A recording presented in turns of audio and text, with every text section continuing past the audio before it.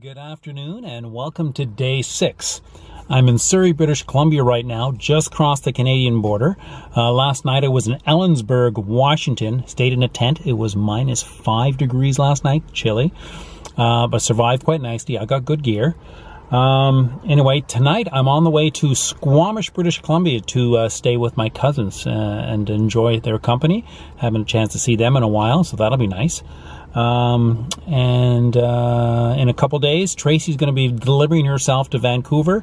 I'll pick her up, and then together we're going to go fetch our brand new trailer, which is currently being built, and it'll be done next week in Chilliwack.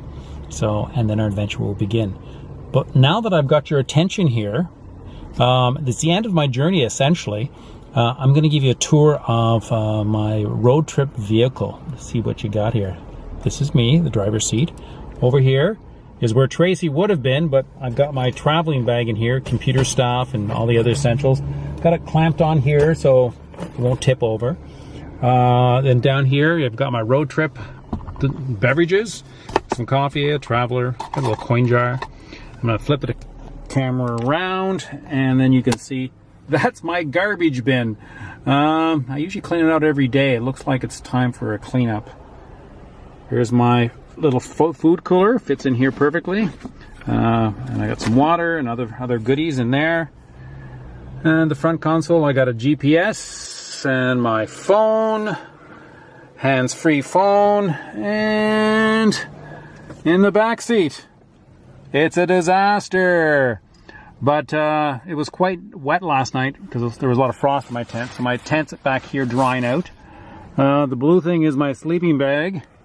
And then underneath all the stuff is the luggage for Tracy and I for the next little while. So for the next, let me just flip this around. There you go.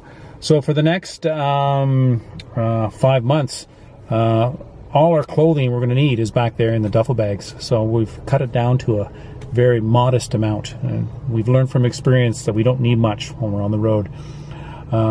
So clothing in the back, but in the back of the pickup truck, in the bed, is all our camping gear, kitchen gear, stoves, a couple bicycles, and axe, and whatever else you may need to camp with. In any case, that's all we got. So I guess that's it. That's the end of this road trip. And I'll start her up again once I fetch Tracy and we begin our escape pod.